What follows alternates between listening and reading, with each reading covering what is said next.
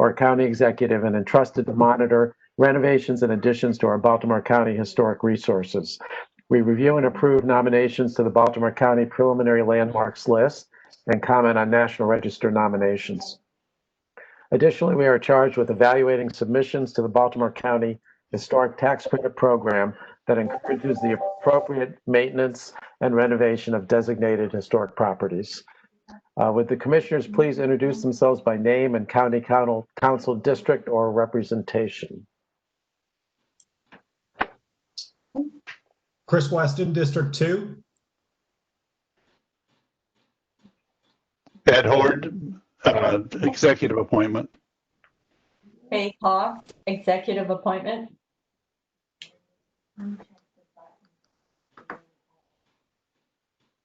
Mitch Kelman, executive appointment. Marina Novas, executive appointment. Rob Brennan, District 1.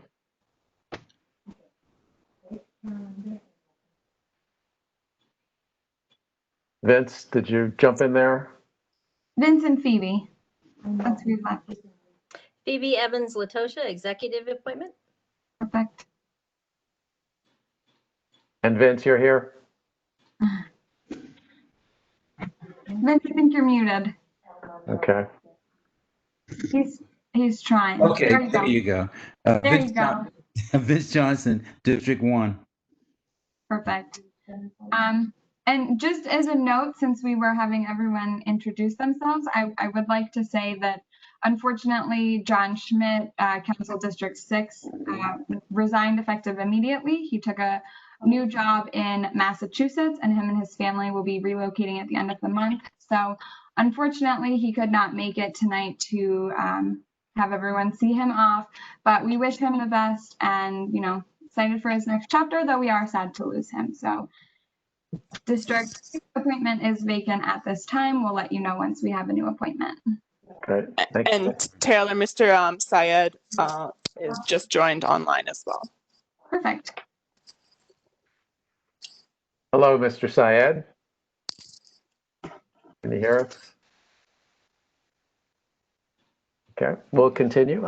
Please stand or continue sitting as we recite the Pledge of Allegiance. Okay, I'll do it too. There we go. A nice flag. Yeah. I pledge allegiance to the flag of the United States of America and to the republic for which it stands, one nation, under God, indivisible, with liberty and justice for all. The Landmarks Preservation Commission operates under the authority, standards, and requirements of Title VII, Article 32 of the Baltimore County Code. Refer to the United States Secretary of the Interior Standards for Rehabilitation as administered by the National Park Service. This is the accepted national standard for historic preservation projects. Our own Baltimore County Historic Preservation Design Guidelines directly reference and incorporate the Secretary of the Interior Standards for Rehabilitation. Taylor, would you like to go over the procedures for this evening? Sure. Anyone that is wishing to speak on behalf of a project, depending on how you join, there's a couple different ways you can do that. You can select the hand raise button if you're joining from your computer. You can use the chat function. Any of those ways will get to us. Staff will unmute you and you'll have the opportunity to speak directly with the commission, and we'll let you know when it's time for that. I think that covers it. Thank you. We have important preservation issues to discuss and debate at each meeting. Please limit your comments to the specific preservation submission being reviewed. We ask for your assistance and understanding so that the discussions do not digress. As an additional comment, we can all agree that historic preservation is an important aspect of the quality of life and place that makes Baltimore County unique. As a commission, we seek to recommend significant buildings and places for landmark consideration to the County Council for their final vote. As commissioners, we serve on the commission due to our expertise, interest, and passion for historic buildings and places, and review submissions based solely on their merit. While we may disagree in discussion and voting, we continue to be a collegial body that respects each other personally and professionally.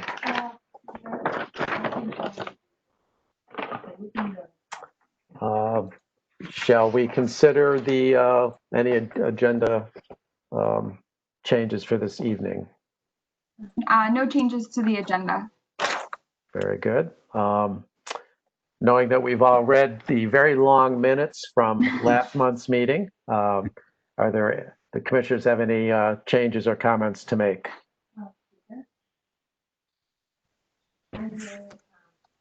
Hearing none, is there a motion to approve the minutes from the last meeting? I move to approve the minutes. No. Can you hear me? Yep. Yep. Okay, I move to approve the minutes from the last meeting. And I'll second. Okay, that was That was Mitch. Mr. Johnson and Mr. Kelman. Yes. All right. All in favor? Aye. Aye. Aye. Any opposed? No opposition. The motion is approved. Perfect. Shall we go to our first agenda item?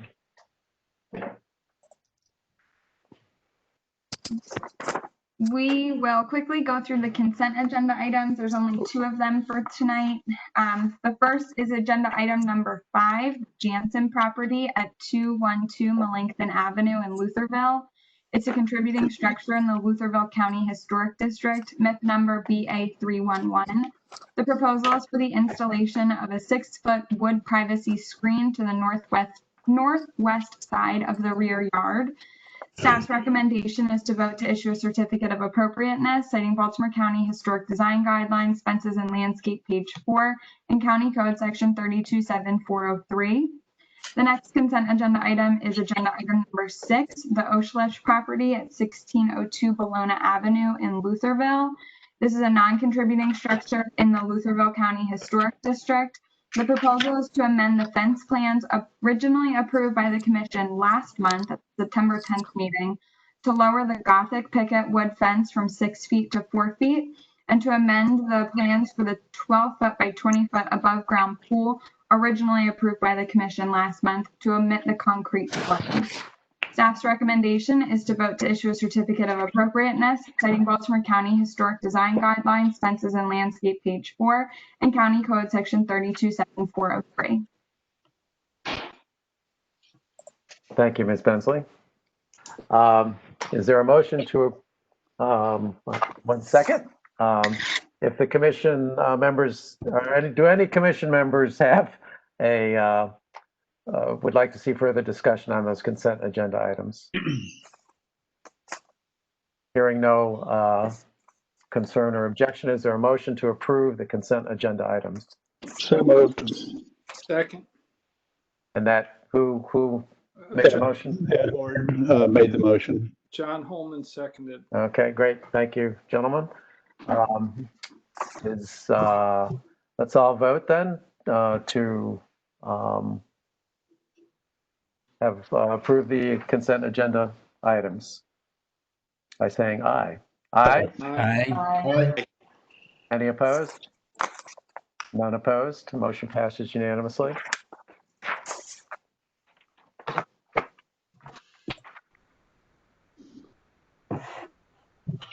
Ms. Bensley, agenda item number 4.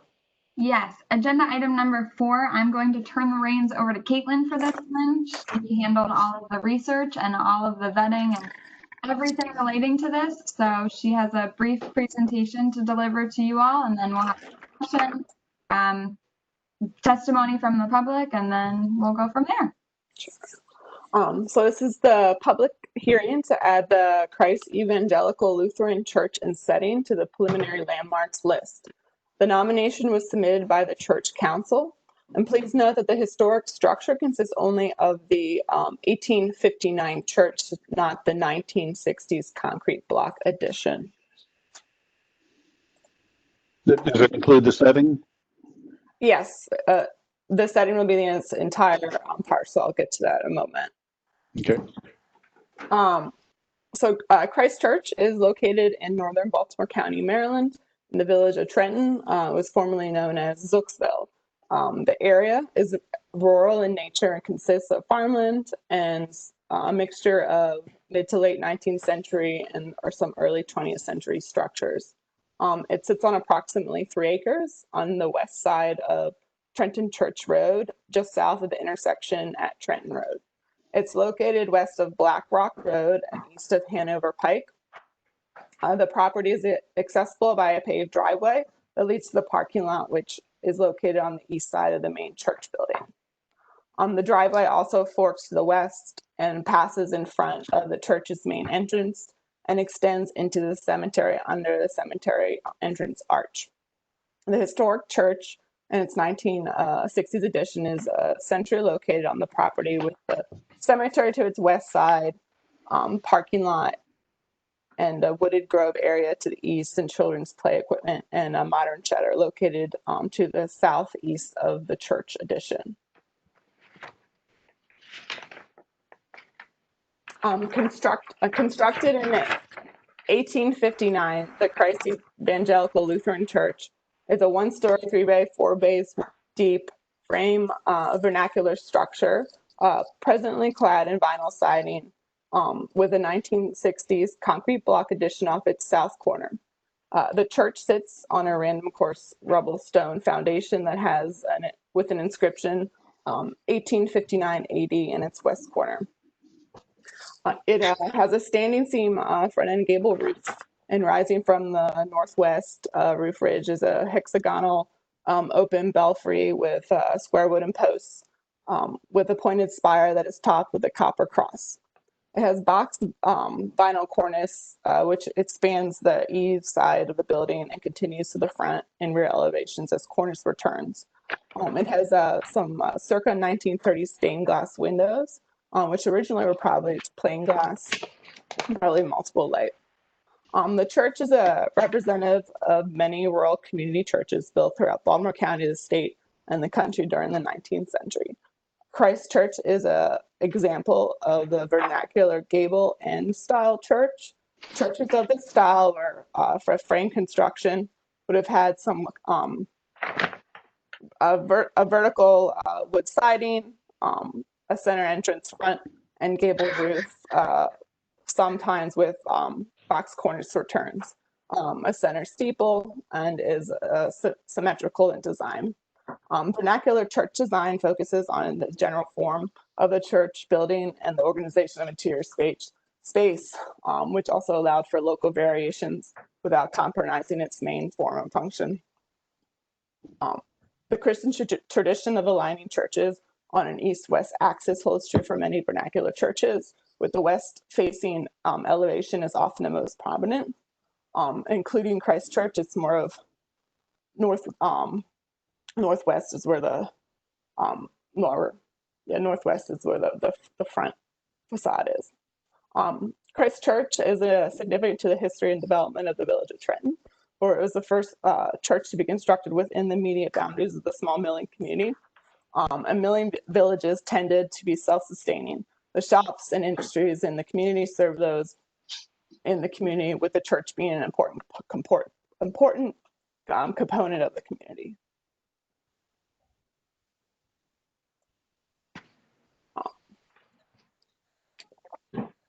So grist mills and sawmills played an important part in the development of rural villages, and it's hard to say sometimes which came first, the mill or the village that it was part of.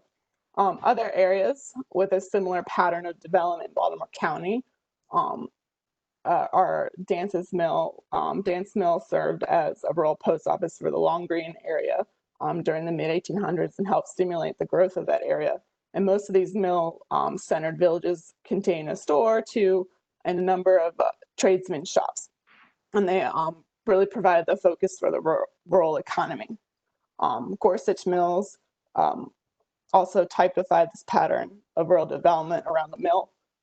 Gorsuch Mill, which was built in 1789 by David Gorsuch, and then was sold to V.J. Weinmiller in the late 1840s. And by 1877, there were other several homes, a church, a blacksmith shop, a general store, and a school. And Weinmiller even acted as the postmaster for the community. In Trenton, formerly Zooksville, followed in a similar pattern of development. The village of Trenton started out as Zooksville, began as a small mining community in the second half of the 19th century. There wasn't a mill found on the 1798 tax list, nor in the ads when this ground was sold at auction in 1824. The tract of land here really originated from the Sportsman Hall survey, or Sportsman Hall land tract. The construction of the first grist mill was around 1839 by George Zook, and he was of German descent. George Zook was born in 1792 in Hanover, PA. He married Magdalena Kramer in 1819, and they had 3 sons and a daughter: John Zook, Henry Charles Zook, George Kramer Zook, and Mary Ann Zook.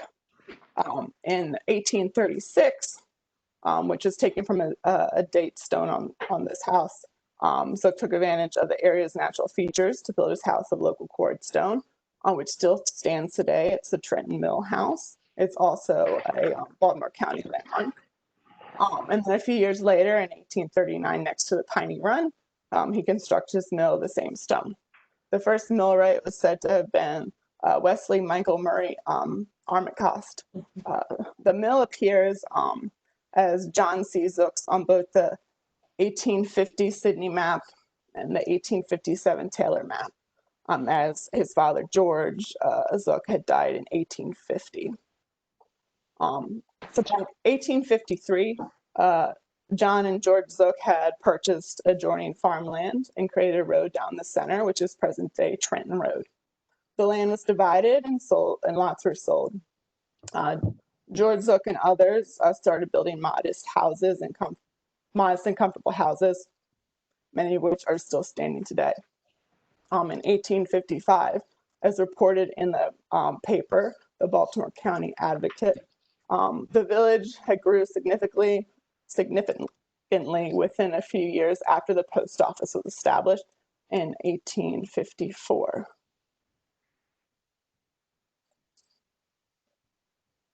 George C. Zook was the first postmaster of the community, which bore his family name, and he held this position until 1865 when John W. Fauble was appointed as postmaster. Mr. Fauble remained in office until 1868, at which that time the village became Trenton, as it's known today. And this is just the postmaster's record.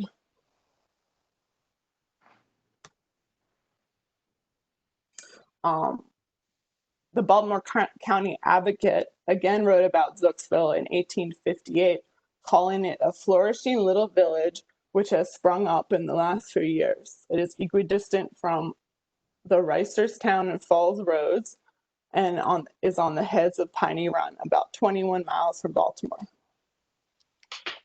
The Advocate also noted that in 1858 it contained 15 dwellings with 2 additional structures under construction: a large grist mill, a merchant mill, a store, and they noted that the store was one of the largest and best filled in the county.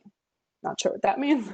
A blacksmith, a wheelwright, 2 stonemasons, carpenters, a physician, a saddler, a shoemaker, a temperance hall, a post office, a public school, and a distillery. And many of those that lived in the community, worked in the community, and many of them were also of German descent, like the Zooks. However, at this time, if you listen to the list of buildings that were in the community, the village lacked a church. In 1859, George C. Zook and his wife, Anne Marie, sold a portion of their estate to the trustees for the evangelical Lutheran denomination for the purpose of constructing a church. The congregation in Zooksville was an offshoot of the Manchester congregation from nearby Carroll County, which was a body from 1760. The congregation was organized by Reverend D.J. Hauer, and he served as their first pastor. Christ Church was originally made part of the same charge with St. Paul's for Arcadia, which is nearby. and was served by the pastors of that charge until about 1880 when it became part of a Hampstead charge.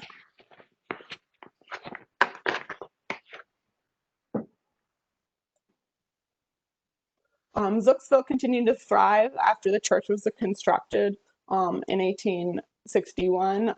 Jean Zook actually replaced his father's mill in the same site and constructed the present-day Trenton Mill.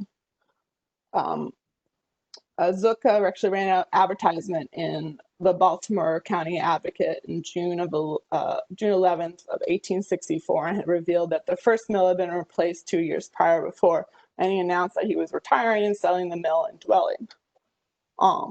He ended up selling the mill later that year to a Mordecai parish with additional parts of Sportsman Hall resurveyed, Hooker's Meadows resurveyed, and Morrow's Venture. Parrish died shortly after the sale of the property, and then the mill and the house was sold at auction to a John M. Wheeler, whose name is present in the 1877 Atlas of Trenton, which you see on the screen.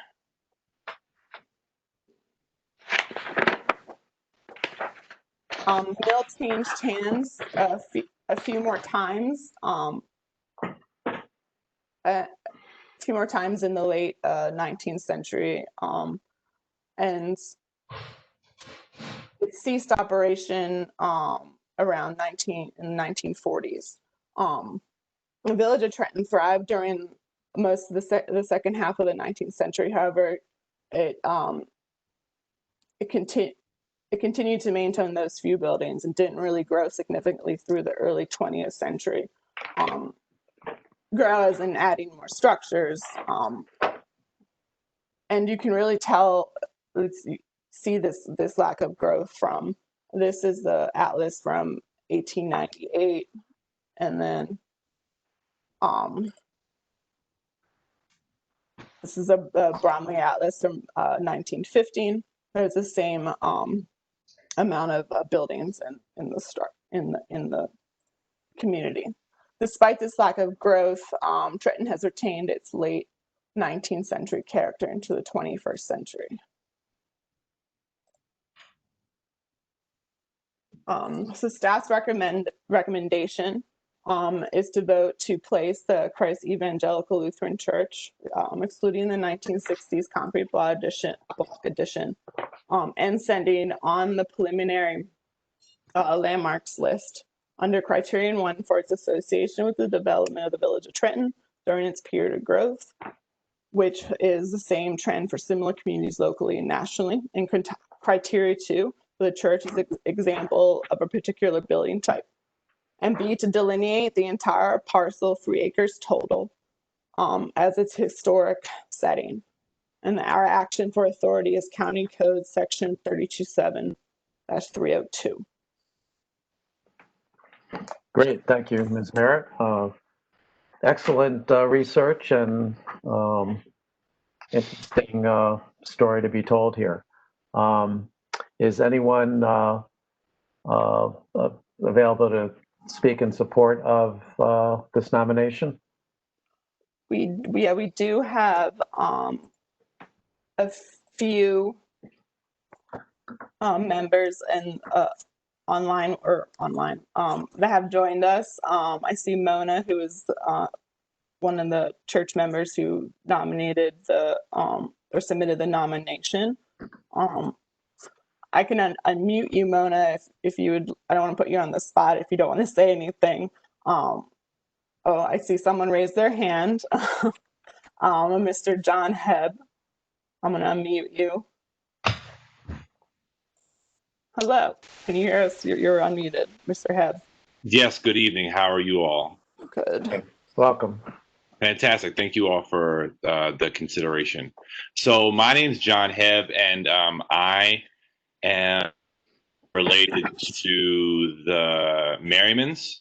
The Merriman property butts up next to the church, and that's where my grandparents grew up, my family grows up. I was actually baptized at that church, so quite fond of it. It was also an excellent presentation. I'll have to go back and show my uncle some of the recording. But obviously, you know, Mona can speak at length since she's the one who nominated the church. But it's a very special place for all of us. And it's quite a historic structure for the reasons that Caitlin stated. But also it's an indelible historic mark for the community as well. And I, you know, did some research into, you know, what the Baltimore County Historical Society does, and, you know, spoke with my uncle at length. And he trusts you guys and ensures, you know, that you all, you know, will take good care of the church. We are actually the Landmarks Preservation Commission and not the Historical Society. So we're different group. We're the county representatives, county stewards for historic properties in Baltimore County. Got you. Yes, I misspoke. That's what. Forgive me.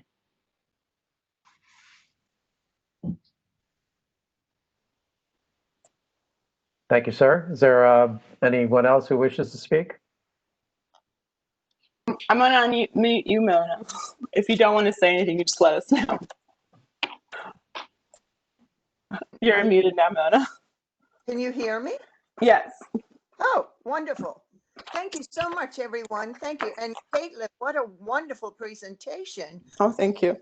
You and Taylor were really, it was so nice to meet with you, and you offered us so much help. And I actually also, in this public setting, want to thank Dan Colhoun, who encouraged me to go forward with this application. And I have learned so much about Trenton, or Silksville, as it was originally known. I've only been a member there for 20 years, but it's just amazing what the families who are there now go back in their family history that have been part of this church for so long, from actually some of them from the beginning. But Caitlin, you did a wonderful job. I don't know that there's anything else that I can add. And thank you all for being part of this group. And hopefully we can move forward. Thank you.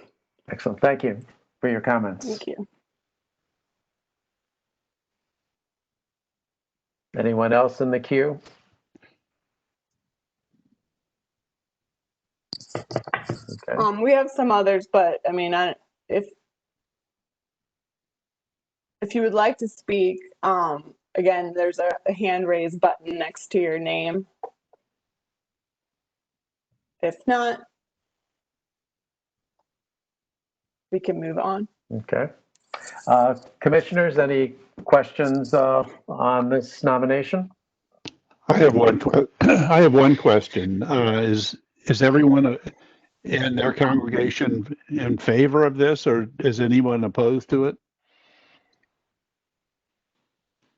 I am muted, Mona. Okay. I have not heard any adverse comments about this nomination. So no, I would say that it's a favorable nomination. Did the congregation vote on this at all? Was that were they given the opportunity to vote on? We did not have a formal vote. It was done through the church council. Okay, very good. And So- the council, go ahead, Ed. So this is John. So the governing body of the church voted in favor of it, the church council. That's correct. And information was sent out to all members of the congregation whose emails we have. And they had an opportunity to question or ask us any questions about the nomination. So we have not heard anything. And just as a note, there is a sign that's posted. Staff by county law is required to post a sign before the public hearing. So there has been a sign posted since mid-August that this meeting was happening. So the community is aware of it. Staff did not receive any written testimony for or against the nomination, but just so you know, there is, we do notify everyone There's a that this is process. happening. Right. Great. Thank you, Ms. Bensley. Any other comments, commissioners? This is What, I have a question. What is the motion that we're looking for to add this to the preliminary landmarks list for the county? Is that the motion? Yes. Yes. So tonight you all are deciding if this site should be on the preliminary landmarks list. After that, it will be up to council to place it on the final landmarks list. Well, I'll make a motion if we're ready for that. no, I have some questions. This is Phoebe Evans Latosha. Since I'm relatively new to the commission, some of this may be more of a process question, but also some questions about this site in particular. So I noticed in the materials that we were given that there was a document from the Maryland Historic Trust, the Maryland Inventories of Historic Properties form that was completed in 2001. So I'm wanting to know a little bit more about the backstory of how, 2001, 19 years ago, what's the kind of history of this church being nominated for the landmarks listing? Was there a period where there was an effort to do it and it stalled out? And then, how did this come to be nominated for the landmarks listing? And that would be directed to staff, I think, right? It could be that there may be some insight from the church as well. Mm-hmm. I mean, that the Maryland inventory form that you had that was done in 2001, I believe was part of, I'm not sure, there was a bunch of, it was done by a consultant, and they surveyed a handful of structures within the Trenton area. I'm not sure why the surveys were conducted, if it was part of a grant or some other project, or something else that was done. But it did provide a lot of information about the church and its history, which helped like my research, my continuing research, especially after Mona submitted her nomination. It was back in, I think, it was before I had even started back in March. I think Taylor, when did Mona submit it? It was. I think it was November, I believe. Yeah, and that was right when Terry had left, and then COVID happened, and then I started, and then COVID happened, so then there was a big delay, and we appreciate all the patience of Mona and everyone, their church council, for dealing with this for so long. But I guess it's on speaking on the decision to come for the nomination would really I would let Mona answer that because she's the one that submitted, so I can't speak on. John, Mr. Hebb is asking to be unmuted, so I have a feeling he wants to field this. Oh yeah, I just saw that. You're unmuted now. Wonderful. So I think Mona referred to this earlier. Our friend Dan Calhoun sits on a land preservation committee with my uncle, John Merriman. And a lot of that land back there is a protected land in that there's no housing development there in order to really preserve a sense of community in Trenton. And I think, Mona can obviously speak to the specific details as to why was nominated. But to answer the commissioner's question about why specific landmark preservation, that would go along with the theme up there in general for just sort of land preservation and just trying to preserve the historic nature of Trenton, sort of overall globally. So it sort of fits in with the theme of land preservation in general. Thank you. That's helpful to know. It does look like there are other properties in the Trenton community that are already on the landmarks preservation listing. So I wasn't sure if, if there was a reason why this was delayed until now, as opposed to, when some of those other properties were put on the listing. I think, to be quite honest with you, to speak more to sort of the historic nature of the church, it may be 2020, but the church itself is, still very much in its own little bubble, I think, in a good way. And so some of the, people who are on the committee are, aren't as, technology savvy, or, about what is available to the church. The only reason sort of my uncle and, Dan Calhoun know about land preservation in general is because they sit on that committee, and they're more so concerned with farmland and farm preservation. So while, there are other historical sites, that are up there, and also other land preservation, our main focus, at least for me and my family, was specifically regarding sort of preservation of the farm to prevent development rights. Okay, thank you. That's a good context to know about. My other comment had to do about the clarifying that the portico seemed like that was something that was added in 2009, and just wanting to make sure there was clarification that is that going to be excluded like the 1960 concrete block addition from the landmark listing. Obviously, it would be included in the historic setting part, but that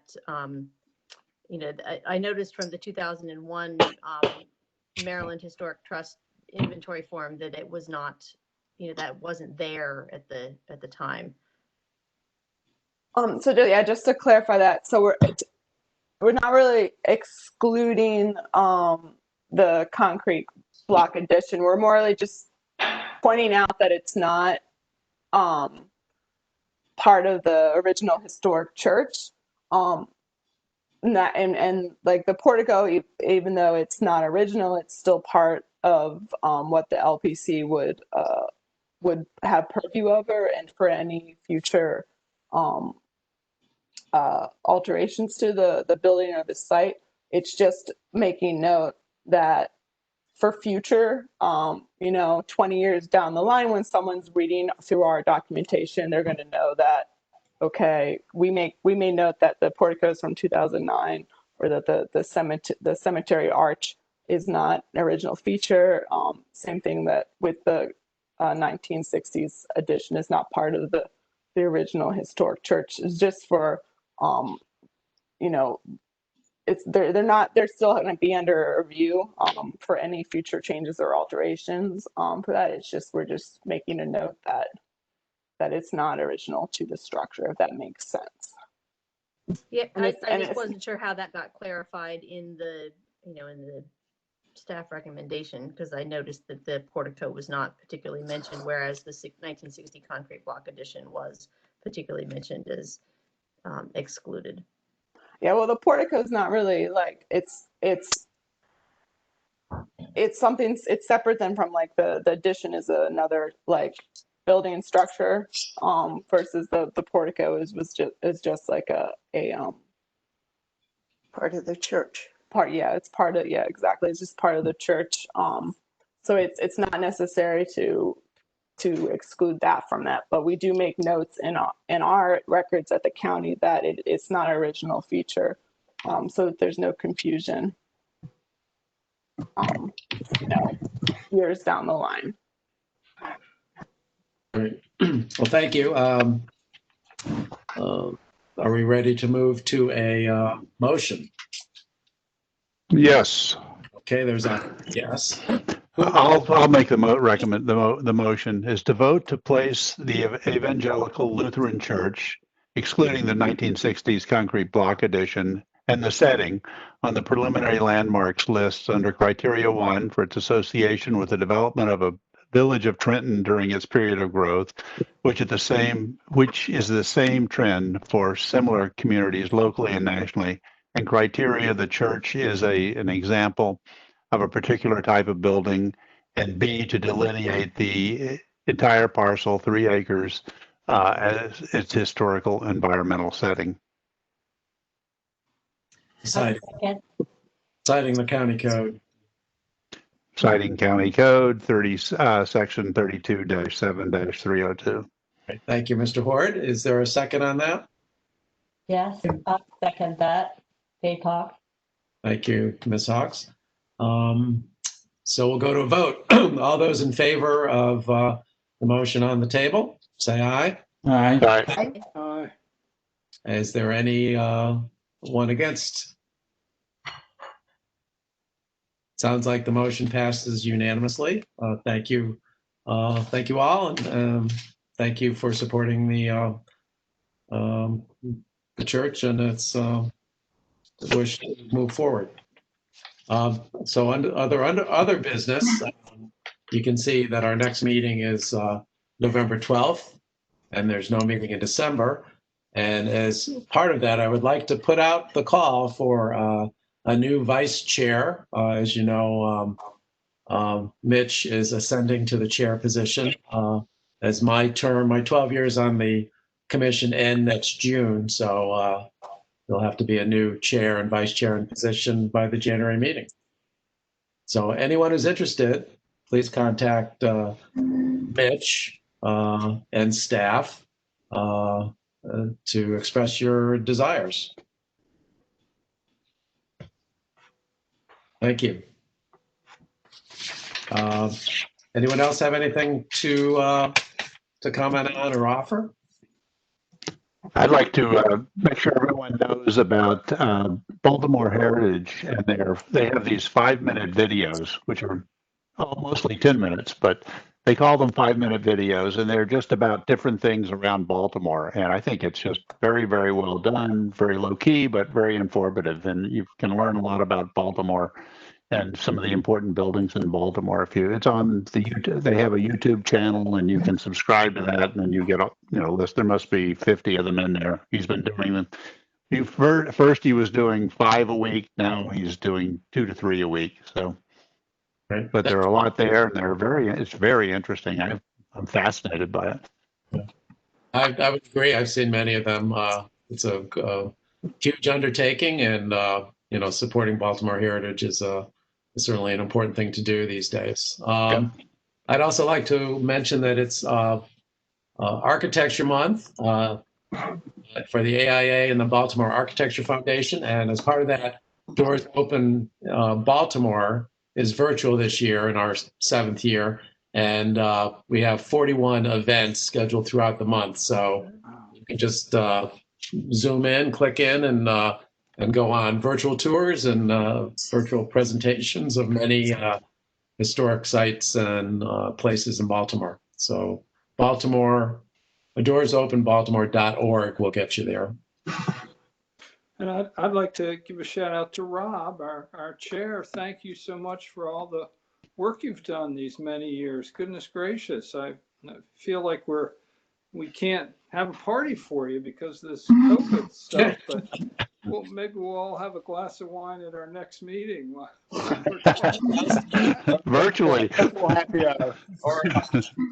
Course of business, and Mitch will have big shoes to fill. Oh, I can't fill them. I have small feet. More than fill them, Mitch, more. But I'll still be here through June, so Good. I'm still around. We've got another meeting to go before January, so jump on in, if you're interested. It's great fun, as you can see. So with that, I guess, is there a motion to end the meeting? John Holman, so moved. Great. Second? And Mitch Kelly will second it. Great. Thank you. All fighting with me to end it. All in favor? Aye. Aye. Opposed? No opposition. Okay. See you in November. Thank you. Thanks so much. We'll chat next month. Thank you. Thank you. Everybody. Take care.